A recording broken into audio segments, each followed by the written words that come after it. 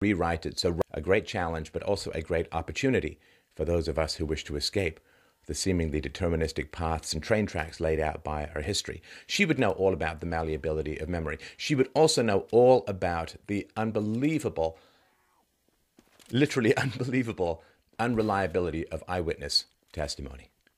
Eyewitness testimony. It's absolutely astonishing. You can find these little videos that ask you questions, right? Like I watched one where it's a detective who's trying to solve a murder. It's like a, I don't know, 30 or 40-second scene. You watch it, you don't notice anything amiss, and then when you play it back, you realize there are 23 things that were changed as the camera panned around.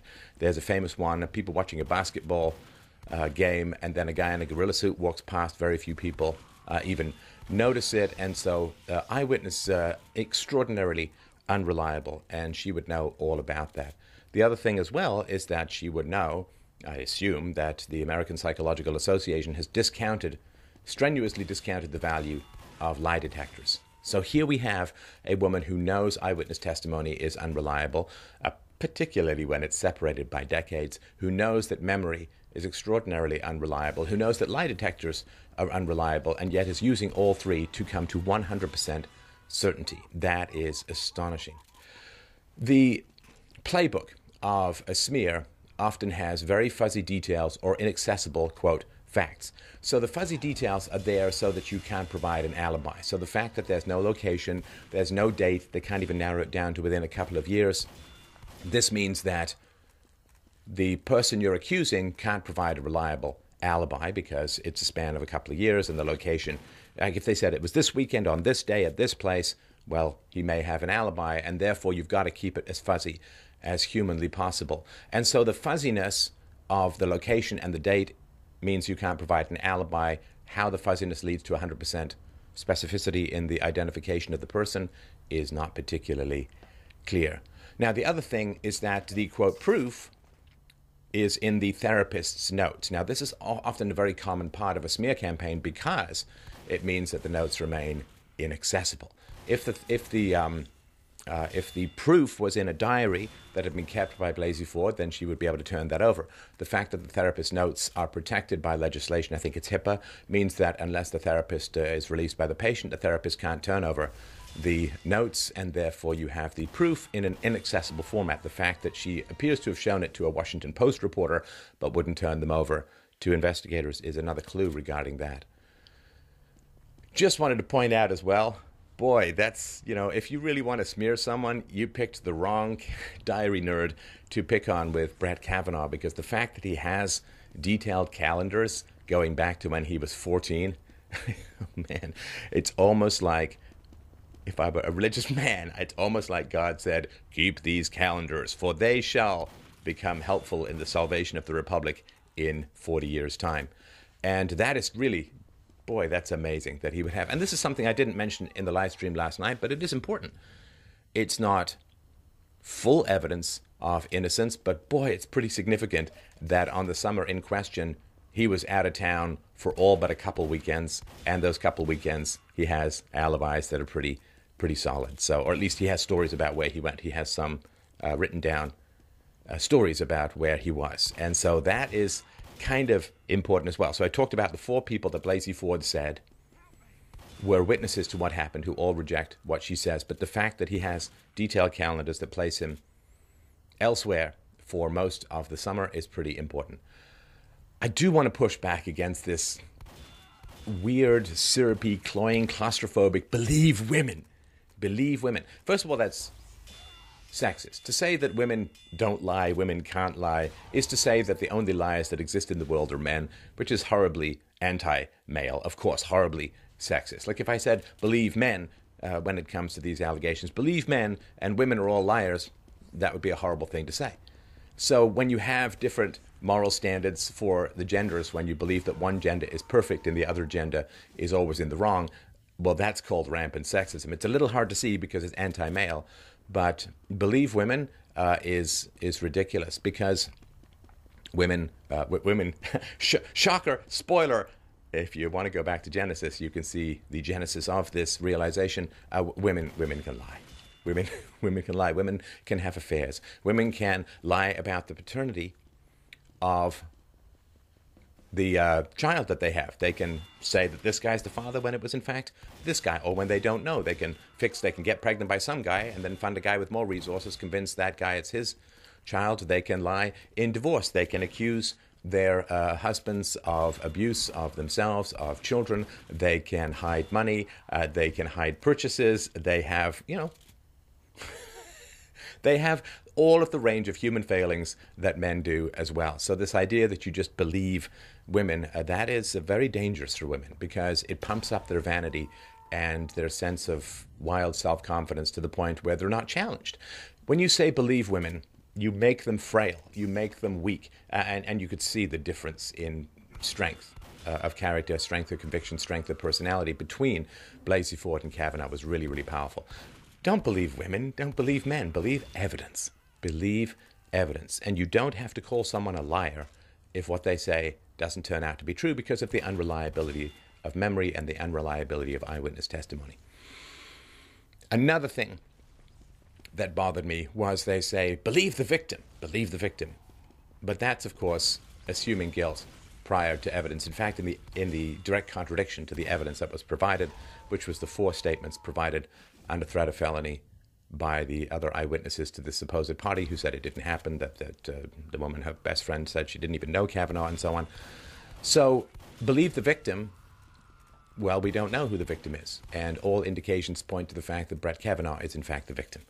Because if she brought these allegations, if Blasey Ford brought these allegations against Brett Kavanaugh, and Brett Kavanaugh is innocent, as all evidence points to, and the calendar points to, and everything points to, then he is in fact the victim. So when in the hearing, when people were saying, well, it's a shame that both families are being destroyed, the Blasey Ford family, the Kavanaugh family, both, it's a shame that both families are being destroyed, that's an equivalence. If she brought these charges against him, and these are powerful criminal charges that could end up with him being in jail for the rest of his life, if she's mistaken, if she's wrong, then his family is being destroyed, and it's her fault. And the reason, so she may believe it, but if you say that something is true and everyone else who was there says it wasn't true, you should have some doubt. You certainly shouldn't say you're 100% certain. Now, the cost was talked about by Kavanaugh, and the cost of, you sow the wind, you reap the whirlwind. Here's the problem. And this is personal for me, so I feel very strongly about this, of course. This undermines the credibility of women who bring forth these accusations. And it is terrible. It is terrible. You need a high standard of proof for he said, she said, because you want to make sure that when things progress along the path towards criminal prosecution, that the women can be believed, right? The mere statement is not enough, of course, right? This is just a philosophical principle. If everyone should be believed in a criminal charge or a criminal accusation, then you can't have any such thing as a legal system. You can't, because then the woman says, well, you did it, and the man says, I didn't, but everyone has to believe it. All cancels each other out, and you can't do anything. This is why you have to have proof beyond mere statements. So the problem is that women down the road will not be believed as much. And what that means is that fewer women will come forward who have genuinely been attacked and assaulted. I mean, men, of course, very few men come forward because there's almost no social sympathy for male victims of rape and sexual assault and abuse and so on. Even though domestic abuse is initiated about equally between males and females, and there's a study that just came out that teen males are more likely to be physically abused in relationships. But we don't have any patience for male victims. That's still a long way to come. But the reality is that women are less likely to believe, which means fewer women will come forward to say so, because they don't want to be put in the camp of what a lot of people will perceive as the last round of women who accused men who were incorrect. And that's pretty harsh. That's pretty harsh, because what that means is that the rapists and sexual abusers who are out there will know that women will be less likely to come forward, which gives them more scope to prey on women. More scope to prey on women. You are actually aiding and abetting rapists by promoting very hard to believe women's accusations against men, because anybody with half a brain knows that this should not have gone the way that it went. It should have been handled privately. What should have happened is Dianne Feinstein's office should have got the letter from Blasey Ford, as they did, like 46 days ago, I think. It should have all been handled behind closed doors. The witness statements should have been received, and the claim should have been rejected, and this way. But the fact that they bubbled it up publicly was because they wanted to call for the FBI investigation, derail the nomination, and so on, because the FBI investigation will take months, and there's nothing to investigate. There's nothing to investigate. The investigation has already been performed, and Blasey Ford's statements have been shown to be incorrect. I mean, this is what all of the other eyewitnesses are saying, that the statements are incorrect. So what that means is that by promoting these statements that no one can really believe and that the eyewitnesses all have said is false and that the calendar largely disproves as well, it means that women are going to be less likely to come forward because of this kind of manipulation and this kind of promotion of what seems to be a pretty false narrative. Now, I don't like anything that empowers rapists. I don't like anything that empowers sexual abusers of women. I have a daughter, and it's terrible. It's absolutely terrible. But you see, they don't care because they're post-Christian, amoral, Darwinian, lusters after power, and therefore they have no particular moral standards. They will manipulate. They know other people have moral standards, and therefore they will manipulate. Are you calling her a liar? And it's like, this, it's terrible to call someone a liar. No, it's terrible to call a woman a liar. The fact that everyone's calling Judge Kavanaugh a liar, well, nobody cares about that, of course, well, except rational people. But I really don't like anything that makes women more reluctant to come forward because it empowers rapists and sexual abusers of women. So this all, yeah, it's pretty good for rapists, this whole process. You know, like how pedophiles tend to be on the left because the left promotes the welfare state produces single moms, and then pedophiles can date the single moms and have fairly unfettered access to children who they are not biologically related to and can pursue their evil goals. So I wanted to mention that, and the last thing I wanted to mention is that I have absolutely no doubt that Dr. Christine Blasey Ford knows everything there is to know about the most famous experiment in all of psychology called the Milgram experiment. And Stanley Milgram, he was a psychologist at Yale University, conducted an experiment between the conflict between one's own personal conscience and obedience to authority. And this happened in 1963. And of course, in 1963, the World War II had ended almost 2 decades before. The Nuremberg trials had gone on, and a lot of the defenses in the Nuremberg trials of the Nazis was, well, I was ordered to do this. I was ordered to kill the Jews. I was ordered to kill the homosexuals. I was ordered to kill the intellectuals. I was ordered to kill the gypsies. I was ordered to kill the mentally deficient and all the other evil acts of the Nazi regime. I said, well, I was ordered. So, of course, Milgram wanted to find out what had happened. And is this something that was particular to the Germans or to the Nazi regime, or is it something more common? So 1 year after the trial of Adolf Eichmann in Jerusalem, this was in July of 1961, Milgram came up with an experiment designed to answer this question. I mean, were the Eichmann and his accomplices in the Nazi regime, were they just following orders? Could we actually call them willing accomplices or not, right? Is it a particular to Germany, or is it a more common situation?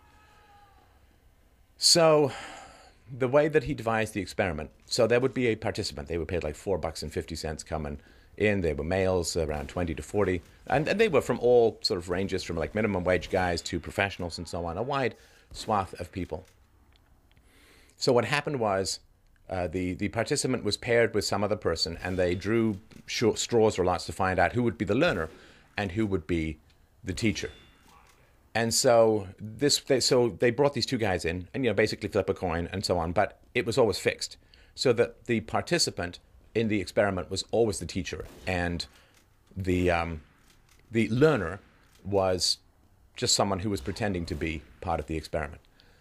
So the learner was then taken into another room, and he had these electrodes attached to his arm. Now the teacher, this is the participant in the experiment, the teacher and the researcher went into a room next door.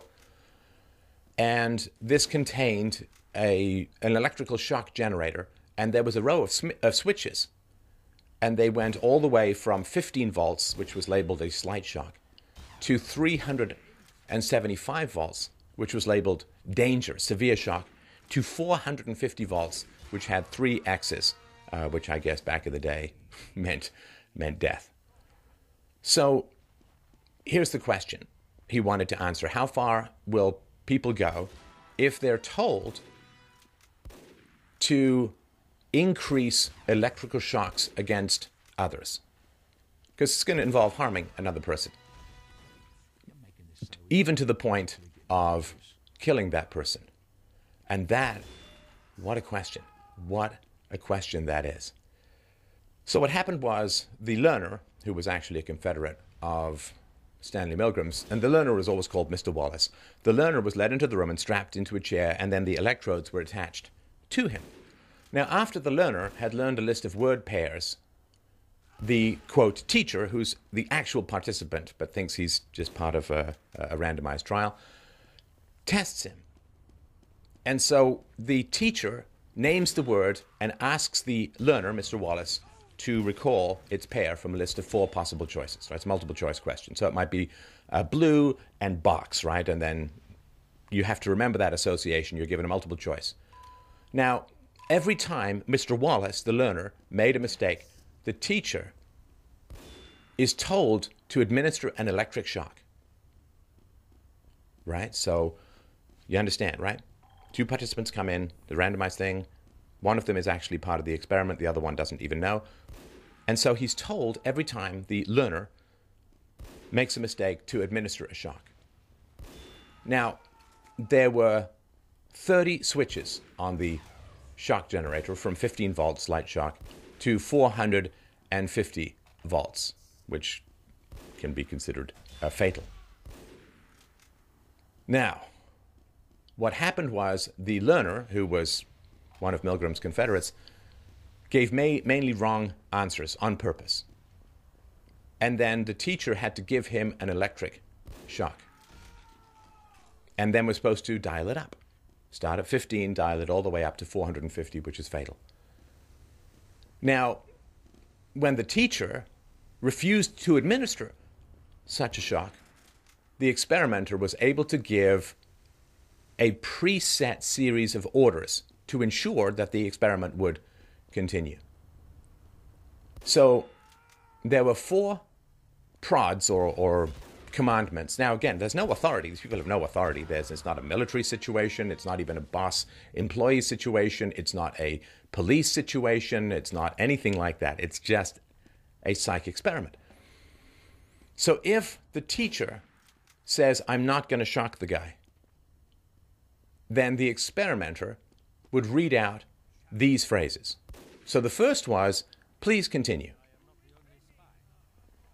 And then if the guy said yes, then they would continue. If the guy said no, then the psychologist would say, the experiment requires you to continue. See, please continue. The experiment requires you to continue. If the teacher says no again, then the psychologist gets to say, it is absolutely essential that you continue. And if the person says no, then the psychologist says, you have no other choice but to continue. Right? So you can stop. There's no force, no compulsion, nothing like that.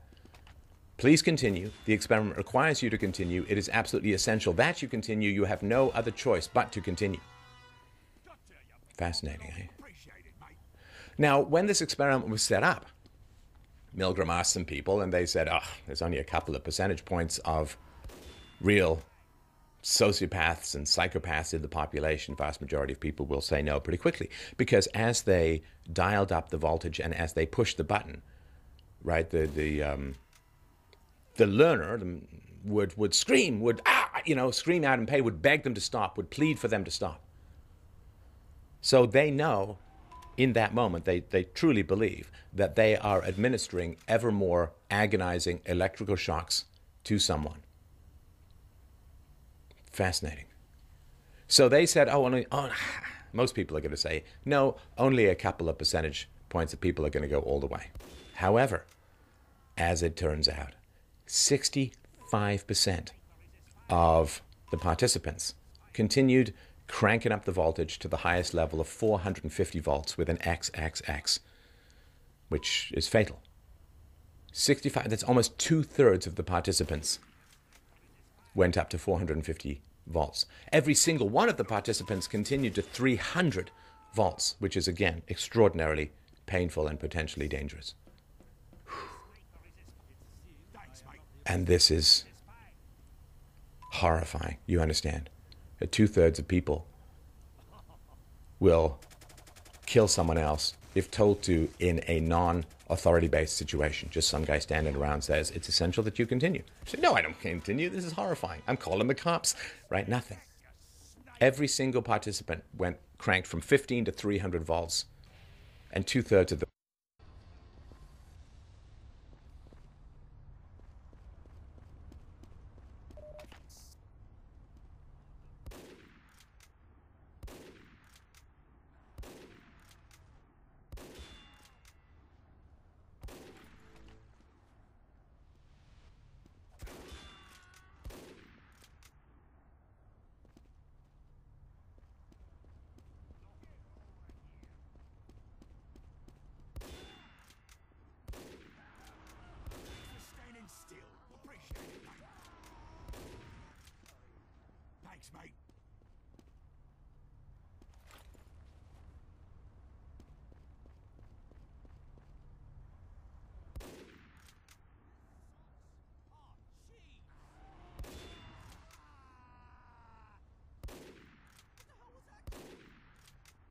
then went to 450 volts. Fatal. Willing to kill someone if someone just mildly tells them they have to continue. Now, of course, what's common among almost all these men is that they were raised in government schools. Raised in government schools. Now, Milgram, knowing that this was a shocking result, did more than one experiment. He actually did 18 variations of this study. And this study has been reproduced all around the world. In some studies, women are slightly more susceptible to this kind of authority. I mean, there's little things that change it too. If the guy carries a clipboard, people are more likely to go and kill someone. If somebody's wearing a white coat, they're more likely to go and kill someone. But ordinary human conscience and basic empathy has been just stripped out of people. I don't believe we're born that way. But when you are raised in these Prussian-based, horrifying, brain-crushing, soul-crushing, lack of concentration camp propaganda mills called government schools, then your conscience is stripped out. You learn to obey authority. That's the whole point. The whole point of the government school system, based on the Prussian model, was to produce violent soldiers and passive manual laborers. And it's horrifying. So 2/3 of people will follow orders given by an authority figure to the point of killing an innocent human being. Isn't that horrifying? Isn't that horrifying? Because everyone involved here, most of the people involved here, went to either government schools or went to private schools that follow a government curriculum and are taught by teachers who themselves went through government educational programs. So even the, quote, private schools are still very heavily government focused. And it's appalling. It's not specific to Germany. And this is back in the 60s when there was still very strong Christian faith relative to today, before postmodernism had spread like the cancerous wildfire that it is throughout the ruined mental landscape of the West. What would those numbers be now? What would those numbers be now? It's hard to imagine. I would imagine that they would be higher. Ethical considerations means you can't do this anymore, but I pretty much can guarantee you that, imagine the experiment where you bring someone in from an arts program, from one of those left-leaning arts programs, and say that the person in the room is a Republican. How high would they go and what would they do? I bet you they would not hesitate, and most of them may even enjoy it. So the reason I'm bringing all of this up is that Christine Blasey Ford knows how susceptible people are to influence from authority figures. She's a staunch Democrat, and I can guarantee you that a lot of high-powered Democrat handlers and fixers and lawyers descended upon her.